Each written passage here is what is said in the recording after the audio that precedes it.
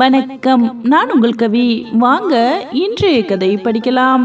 சுபா சஞ்சயின் கல்யாணத்தை நிறுத்தி சுஜியை தன்னுடனே அழைத்து செல்ல திட்டம் போட்டு வந்திருந்தாள் சிந்தாமணி அம்மா. என் பொண்ணை பிரிஞ்ச பாவத்துக்கு உன்னையை என் பொண்ணா வளர்த்து என் மனசை தேத்திக்கிறேன் என்று கெஞ்சி சுஜியை அழைத்தாள் சிந்தாமணி. அந்த நேரம் கோவிலில் வாசலில் வந்து நின்ற ஒரு அம்மா ரோஜாவை பார்த்து கை செய்கை காட்டி கூப்பிட்டார். ரோஜாவும் அந்த இடத்தை விட்டு சற்று நகர்ந்து அந்த அம்மாவிடம் சென்றாள். என்னம்மா, நேத்து தான் உங்களை பார்த்து பேசிட்டு போனேன். நான் இங்கே இருக்கிறது உங்களுக்கு எப்படி தெரியும்? ஏன் இப்போ இங்கே வந்து நிற்கிறீங்க? என்ன விஷயம்? நான் தான் எதுவாக இருந்தாலும் ஃபோனில் சொல்ல சொன்னேனே என்றாள் ரோஜா. என்னைய மன்னிச்சிடுமா, உனக்கு எத்தனையோ தடவை நான் ஃபோன் பண்ணினேன், ஆனால் உனக்கு ஃபோன் போகவே இல்லை. நேற்று நீ என்கிட்ட பேசிக்கிட்டு இருந்ததை என் பையன் பார்த்துட்டாம்மா. அதுக்கப்புறம் வீட்டுக்கு வந்து உன்கிட்ட என்ன பேசினேன்னு என்னைய படாத படுத்தி விசாரிச்சான். என்னால் ஒரு கட்டத்துக்கு மேலே உண்மையை மறைக்க முடியலை. உன் பேரும் உன்னைய பற்றின விஷயம் மட்டும்தாம்மா அவனுக்கு தெரிஞ்சிருக்கு, ஆளை தெரியலை. ரொம்ப மிரட்டி கேட்டதால் நானும் சொல்லிட்டேம்மா. அதுக்கப்புறம் போய் யாருக்கோ ஃபோன் பண்ணினான். நீ இந்த ஏரியாவுக்கு வந்து போனதையும் பார்த்துட்டு யாருக்கிட்டேயோ என்ன விசாரிச்சான்னு தெரியலம்மா. இதோ உள்ளே வந்து பிரச்சனை பண்ணிட்டு இருக்காங்களே இந்த அம்மா தான் உள்ளே அவனுங்களுக்கு உதவி செஞ்சுருக்காங்க. ஏதோ ஒரு உள்நோக்கத்தோட இவங்கெல்லாம் சேர்ந்து தான் ஏதோ சதி பண்ணுறாங்க. காலையில் நான் பூ மார்க்கெட்லேருந்து வரும்போது உன்னை இங்கே பார்த்தேன். நான் உன்னை அழைக்க வரும்போது என் பையனும் உன்னை கண்காணிச்சிட்டு தான் இருந்தான். இந்த அம்மா அதுக்கப்புறம் தான் வந்தாங்க. 2 பேரும் ஏதோ பேசிட்டு தான் உள்ளே வந்தாங்க. எனக்கு எப்படி உங்ககிட்ட தகவல் சொல்லணும்னு தெரியல. இப்போதான் என் பையன் அந்த பக்கம் போன நேரம் பார்த்து உள்ளே வந்துட்டேன். அதனால தாம்மா உங்ககிட்ட சொல்லலான்னு அங்கேருந்து ஓடி வந்தேன். ஆனால் உள்ளே வர முடியலை. என்னைய இந்த அம்மா பார்த்துட்டு என் பையன்கிட்ட சொல்லிட்டா அவன் எங்களை கொன்னுடுவாம்மா. அதனால தான் பயந்துக்கிட்டு வெளியிலேயே நிற்கிறேன். என்னம்மா நடக்குது இங்கே? ஏதாவது பிரச்சனையா? உங்ககிட்ட எப்படி உண்மையை சொல்கிறதுன்னு தெரியாமல் தான் உன்னைய கூப்பிட்டு சொன்னேம்மா. கொஞ்சம் யோசிச்சு பக்குவமாக இந்த பிரச்சனையை கையாளுமா. ஏதோ திட்டத்தோடு தான் இந்த அம்மா உள்ளே வந்திருக்குன்னு எனக்கு தோணுது. இப்போது நான் உங்ககிட்ட பேசிக்கிட்டு இருப்பதை என் மகன் பார்த்தா எங்களை உயிரோடவே விட மாட்டான். நான் கிளம்புறேன் என்று சொல்லிவிட்டு அந்த அம்மா அங்கே இருந்து கிளம்பினார். ரோஜா சற்று நிதானமாய் யோசித்து பார்த்தாள். அப்போதுதான் ஒரு உண்மை அவளுக்கு தோன்றியது. எதிரிக்கு எதிரி நண்பன்கிற கணக்கில் சுபா மற்றும் யமுனாவின் முன்னாள் கணவனும் சஞ்சயின் முன்னாள் மாமியாரும் இணைந்துதான் சதி திட்டம் தீட்டுகிறார்கள் போல என்று ஒரு மனக்கணக்கை போட்டாள். அப்போ அந்த பொறுக்கியும் இந்த அம்மாவும் சேர்ந்துதான் சுபாவுக்கும் சஞ்சய் அண்ணாவுக்கும் நடக்கிற கல்யாணத்தை தடுக்க பார்க்குறாங்க. அதான பார்த்தேன். திடீர்னு வந்தவங்களுக்கு எப்படி நம்ம குடும்பத்தில் நடக்கிற நல்லது கெட்டதெல்லாம் தெரியுதுன்னு கூட்டு சதி பண்றீங்களா? எல்லாத்தையும் முறியடிக்கிறேன் என்று நினைத்து கொண்டு ரோஜா மறுபடியும் அந்த பிரச்சனை நடக்கும் இடத்திற்கு சென்றாள். அப்பொழுதுதான் பூஜாவின் அம்மா சிந்தாமணி சுஜியிடம் அழுது புலம்பிக் கொண்டு சுஜியை தன்னுடன் வரும்படி கெஞ்சி கொண்டிருந்தாள். ஆமா, நீங்க யாரு? இவ்வளவு நாளா எங்கே இருந்தீங்க? இப்ப என்ன பேத்தி மேல திடீர் பாசம் பொங்கி வழியுது என்றாள் ரோஜா சிந்தாமணியை பார்த்து. அதை கேட்க நீ யாரடி? உனக்கும் என் பேத்திக்கும் என்ன சம்பந்தம்? என்னை கேள்வி கேட்குற அதிகாரம்லாம் உனக்கு கிடையாது. வாயை மூடிக்கிட்டு ஒரு ஓரமா நில்லு. நான் என் பேத்திக்கிட்ட பேசிக்கிட்டு இருக்கேன் என்றாள் சிந்தாமணி. ஓ, நாங்க பேசுறதெல்லாம் உங்க காதுல கேட்காதோ? உங்க பேத்தி பேசினாதான் கேட்பீங்களா? நான் பேசினா கேட்க மாட்டீங்கல்ல? சரி சுஜி, நீயே பேசுமா. உங்க பாட்டி நீ பேசுறத அவங்க காதால கேட்கணுமா, பேசு என்றாள் ரோஜா. சரிங்க ஆண்டி என்றாள் சுஜி. பாட்டி பாட்டின்னு சொல்றீங்களே, இத்தனை நாளா நீங்க எங்கே போயிருந்தீங்க? நான் உங்களை பார்த்ததே இல்லையே. எனக்கு தெரிஞ்சதெல்லாம் எங்க வீட்டில் உள்ள பாட்டியும் எங்க அப்பாவும் மட்டும்தான். நான் குழந்தைய இருந்ததுலேருந்து என் கூட இருக்கிறது அவங்க மட்டும்தான். எங்கள் அம்மா இருக்கிறாங்களா இல்லையான்னு கூட எனக்கு தெரியாது. நான் அம்மா இல்லாமல் தான் வளர்ந்தேன். எங்கள் அப்பா என்னைய பாசமாக தான் பார்த்துக்கிட்டாரு. அம்மா இல்லாத குறையே தெரியாமல் தான் என்னை வளர்த்தாரு. எனக்கு தான் இப்போ சுபா அம்மாவை பிடிச்சிருக்கு.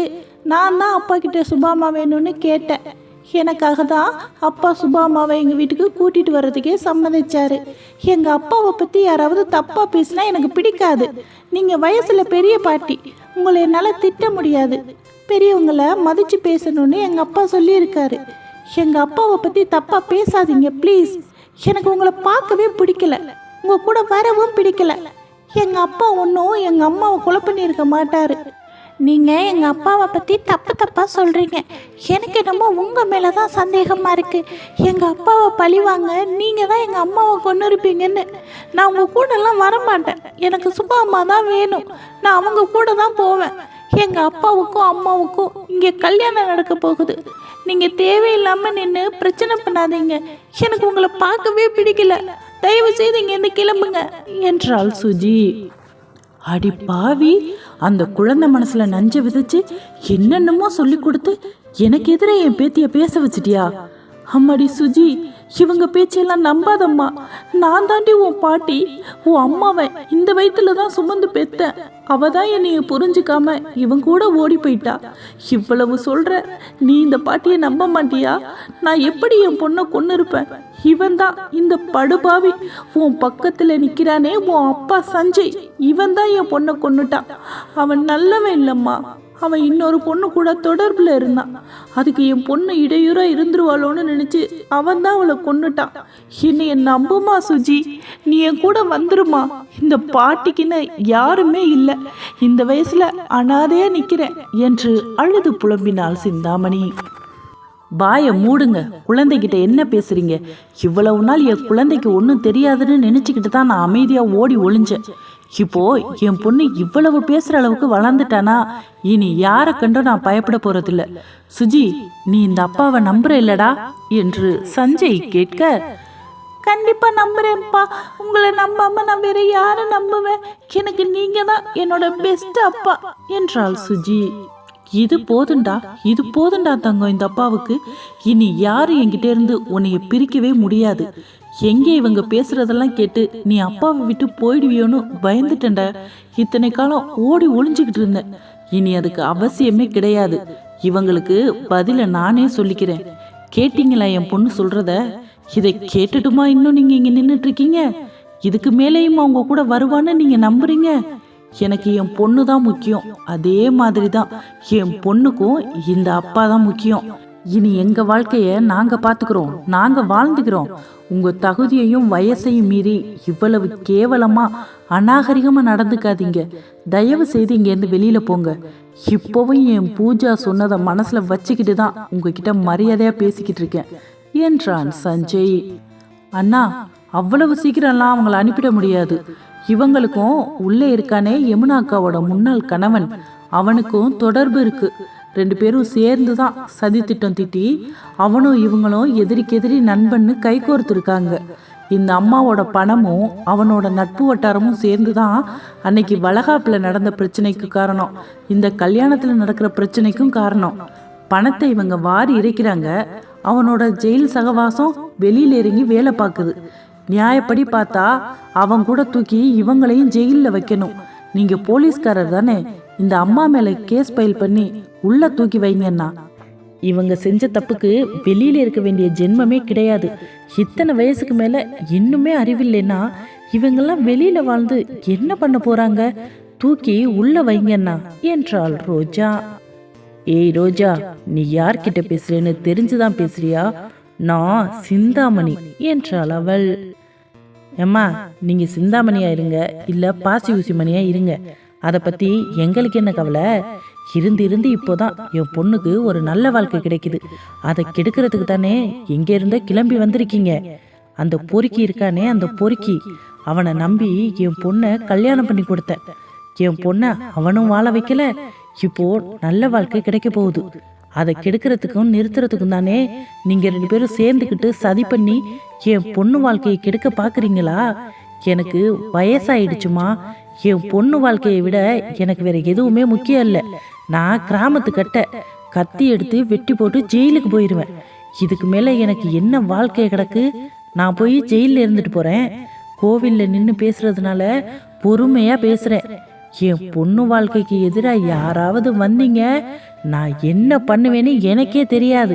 இந்த ஜெயிலில் உட்கார்ந்துருக்கவன் பண்ற வேலையா இதெல்லாம்? அதான பார்த்தேன்.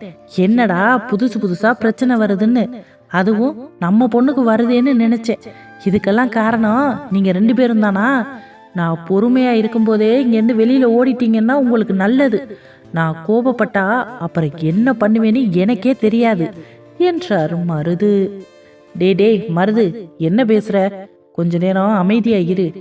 ஏமா சிந்தாமணி, சின்ன பிள்ளைங்க வாழ வேண்டிய வயசுல இருக்கு. உங்க பேத்தி தான் அம்மா இல்லாம அனாதையா நிக்கிறா. அவங்கள ஆசீர்வாதம் பண்ணி வாழ்த்தி அவங்க கூட இருந்து உங்க மிச்ச காலத்தை கழிச்சுக்கணும்னு நீங்க ஆசைப்பட்டா நானே அவங்கிட்ட சொல்லி உங்களை கூட சேர்த்து வச்சுக்க சொல்லுவேன்.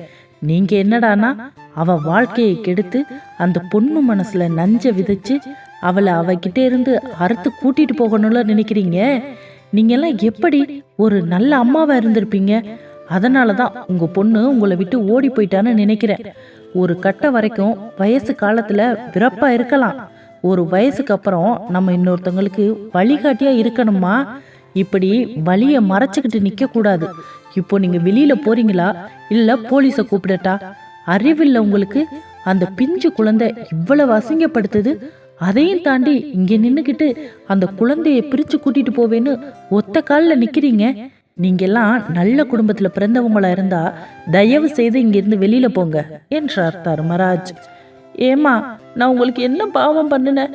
ஜெயிலில் இருக்கானே உங்க கூட்டாளி, அவன் என்னை என்ன பாடுபடுத்தி வச்சான் தெரியுமா? நீங்கள் ஒரு பொம்பளை தானே, என் கஷ்டத்தை அனுபவிச்சிருந்தீங்கன்னா அப்போ தெரிஞ்சிருக்கும் உங்களுக்கு என் கஷ்டம் என்னன்னு. நீங்கெல்லாம் பணத்திலேயே பிறந்து வளர்ந்தவங்க போல, கஷ்டம்னா என்னன்னே தெரியாது போல. புருஷன் போன உடனே தெம்பு தைரியமா பிள்ளைய வளர்த்துட்டீங்க. ஆனால் நான் எங்கே போகிறதுன்னு போக்கிடமே இல்லாமல் நடு ரோட்டில் சுற்றிக்கிட்டு இருந்தேன்.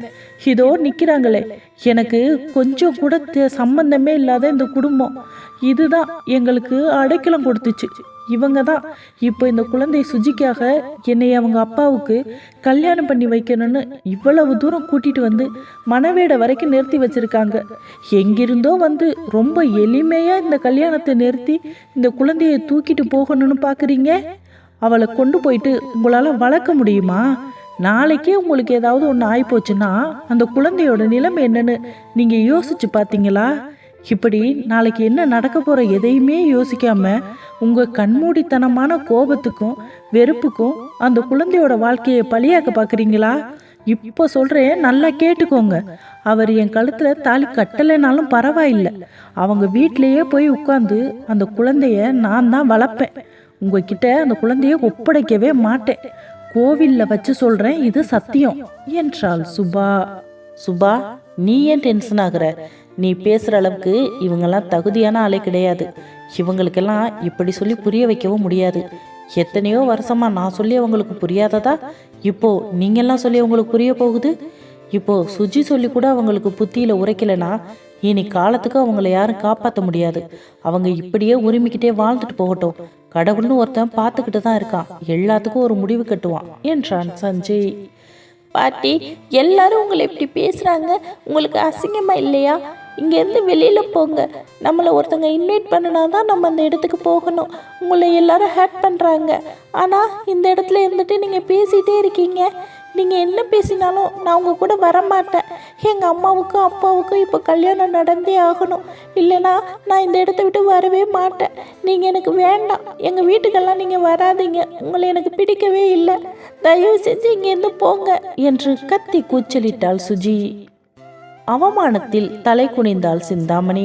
சிந்தாமணி போட்ட கணக்கு ஒன்று, அங்கு நடந்து கொண்டிருப்பது ஒன்று. வேறு எதுவுமே பேசாமல் அங்கிருந்து வேறு வழியின்றி வெளியே சென்று விட்டாள். அப்புறம் என்னப்பா, பிரச்சனை தான் எந்த வேகத்திலேயே திரும்பி போயிடுச்சு. கடவுள் இருக்காரு, எல்லாத்தையும் அவர் பார்த்துக்குவாரு. நீ நல்ல நேரம் முடியறதுக்குள்ளேயும் சுபா கழுத்துல தாலியை கட்டு என்றார் தர்மராஜ். ஆமாண்டா, நேரம் முடியறதுக்குள்ளேயும் சுபா கழுத்துல தாலியை கட்டு. எவ்வளவு பெரிய பிரச்சனையை சுஜி இவ்வளவு ஈஸியா முடிப்பான்னு நினைக்கல. இத்தனை பேர் பேசி அந்த அம்மாவுக்கு உரைக்கல. சுஜி பேசினதுனால தான் அசிங்கப்பட்டு வெளியில போறாங்க. இனி உன்னை அவங்களால எதுவுமே பண்ண முடியாது. எது நடந்தாலும் ஒரு கை பார்த்துக்கலாம். இப்போ அவ கழுத்துல தாலியை கட்டு. ரொம்ப நேரம் மாலையும் கழுத்துமா தாலி கட்டுவேன்னு வெயிட் பண்ணிட்டு இருக்கா என்றான் மனோஜ். ஐயர் ஒரு வழியாக மந்திரங்களை சொல்ல சுபாவின் கழுத்தில் சஞ்சய் தாலியை கட்டினான். கூடியிருந்த அனைவரும் அவர்களுக்கு அர்ச்சதை தூவி ஆசீர்வாதம் செய்தனர். சஞ்சயின் கையால் தாலியை வாங்கி கொண்ட சுபாவின் கண்கள் கலங்கி கொண்டிருந்தது. அவளின் கையை பிடித்து அழுத்தியவாறு ஆறுதல் சொன்னான் சஞ்சய். இனி உனக்கு நான் இருக்க, யாரை பற்றியும் கவலைப்படாத. இனி என்னை மீறி உன்னை யாரும் சீண்டி பார்க்க முடியாது. கண்ணீரத்துட என்று காதுக்குள் சொன்னான் சஞ்சய். அவனின் வார்த்தைகள் அவள் மனதிற்கு இதமாக இருந்தது. பிறகு கண்களை துடைத்து கொண்டாள் சுபா. கல்யாணம் முடிந்த பின் தம்பதிகள் இருவரும் மருது தர்மராஜ் அவர்களின் காலில் விழுந்து ஆசீர்வாதம் வாங்கி கொண்டனர். மழை போல வந்தது பனி போல விலகிடும்னு சொல்லுவாங்க ஐயா. அது மாதிரி என் பொண்ணோட வாழ்க்கை இந்த கல்யாணம் இதெல்லாம் ஒரு கனவா இருந்துச்சு. இப்போ எவ்வளவு எளிமையா கோவிலில் நடந்து முடிஞ்சதுன்னு நினைச்சா எனக்கு சந்தோஷமா இருக்குய்யா. இனிமே நான் நிம்மதியாக கண்ணை மூடுவேன். ஒரு நல்லவன் கையில் என் பொண்ணை பிடிச்சி கொடுத்துட்டேன். இந்த புண்ணியெல்லாம் உங்களுக்கு மட்டும்தான். நீங்களும் உங்கள் குடும்பமும் நீண்ட காலத்துக்கு நிம்மதியாகவும் சந்தோஷமாகவும் இருக்கணும் என்று மருது மனமாற எல்லோருக்கும் தன் நன்றியை தெரிவித்தார். என்ன மச்சான், தாலி கட்டியாச்சு, இனி அடுத்தது என்ன? பாலும் பழமும் சாப்பிட வீட்டுக்கு கிளம்ப வேண்டியது தான். கிளம்பலாமா இல்லை இப்படியே நின்று ஒருத்தர் முறைச்சு பார்த்துட்டு இருக்க போறீங்களா என்று மனோஜ் கேட்க, மனோஜ் நீ வேற ஏண்டா மானத்தை வாங்குற, வாடா போகலாம் என்றான் சஞ்சய். சுபா சுஜியை தன் கையில் பிடித்து கொண்டாள். அம்மா, இன்னைக்கு நம்ம வீட்டுக்கு போயிடலாம், நீங்க சந்தோஷமா இருக்கீங்களா என்றாள் சுஜி. ரொம்ப சந்தோஷமா இருக்கேன்டா பட்டு. இனிமே அம்மா உன் கூட தான் இருப்பேன். உன்னை விட்டுட்டு எங்கேயுமே போக மாட்டேன். இப்போ நம்ம வீட்டுக்கு போகலாமா என்று சுபா கேட்க, வாங்க போகலாம் என்று அவள் அப்பா அம்மாவின் கையை பிடித்து கொண்டு காரில் ஏறி அமர்ந்தாள் சுஜி. சஞ்சய் சுபாவின் கழுத்தில் தாலி கட்டிய அனுபவத்தை பற்றி நீங்க என்ன நினைக்கிறீங்கன்னு கண்டிப்பா கமெண்ட்ல சொல்லுங்க. பொறுத்திருந்து நாளை பார்ப்போம். நன்றி, வணக்கம். இந்த கதை உங்களுக்கு பிடிச்சிருந்தா ப்ளீஸ் லைக் பண்ணுங்க, ஷேர் பண்ணுங்க, கமெண்ட் பண்ணுங்க. நிறைய பேர் வீடியோ பார்க்குறீங்க, ஆனால் சப்ஸ்கிரைப் பண்ணவே மாட்டேங்கிறீங்க. ப்ளீஸ் உங்கள் அன்பையும் ஆதரவையும் எனக்கு கொடுங்கள். நிறைய கஷ்டப்பட்டு முயற்சி எடுத்து போடுற இந்த கதைக்கு உங்களோட லைக்கும் சப்ஸ்கிரைப்பும் தான் என்னை உற்சாகப்படுத்தும். நன்றி.